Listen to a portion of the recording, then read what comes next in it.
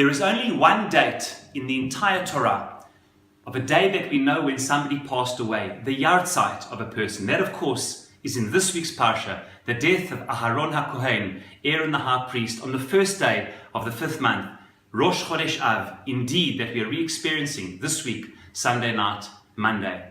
But from the context that we learn about the date that Aaron passed away, we see, I believe, one of the most powerful and relevant messages for us today as the Jewish people in general and the state of Israel particularly.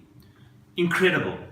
We see from the context an amazing thing. The king of Arad, the Canaanite king, an enemy of Israel who attacked the Jewish people. What is it that caused him to attack the Jewish people and to believe that he could beat this great people who had defeated all of their enemies over the 40 years that they'd come out of Mitzrayim? It says, the pasuk, Vayishma Knani melech Arad, he heard something that he heard convinced him that he could beat the Jewish people.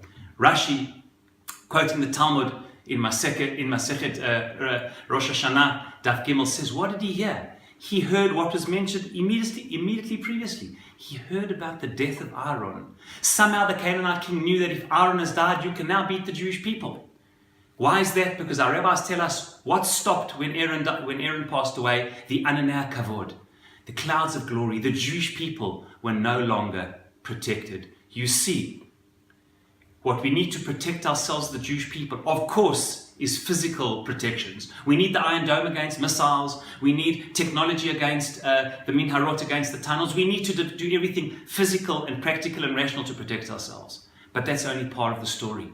We need moral and spiritual protection. We need to fortify ourselves in terms of our values, the belief in the justice and morality of our cause. Ultimately, our belief system is so often which gives us that security. What happened when Aharon died? We lost one of the most important spiritual components without which the Jewish people cannot survive and thrive in the long term.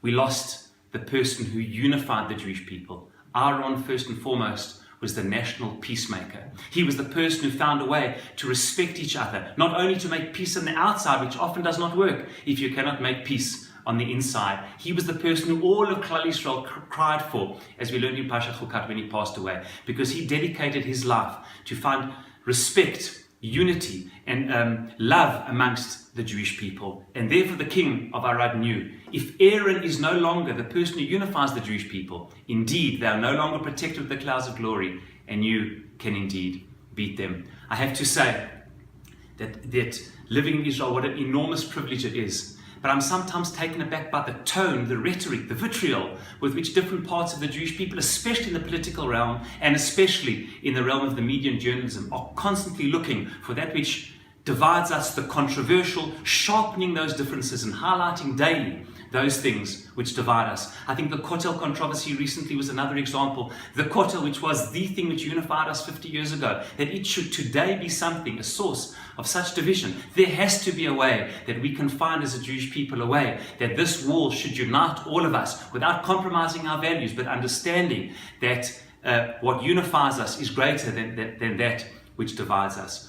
We are so desperately in need of Aharon HaKohen. And may we this week, as we begin the 9 days of mourning, Rosh Chodesh Av, reflect on the Dmut of Aharon. We all know that it was Sinat Chinam, causes hatred, which caused the destruction of the Second Temple. And is the same divisions within the Jewish people that need to be addressed in order for us to move forward and merit the rebuilding of the Third Temple. May we reflect on the national peacemaker. May we look inward, and each and every one of us find ways to unify ourselves, to respect others, to find those values which bring us together, as opposed to those which tear us apart.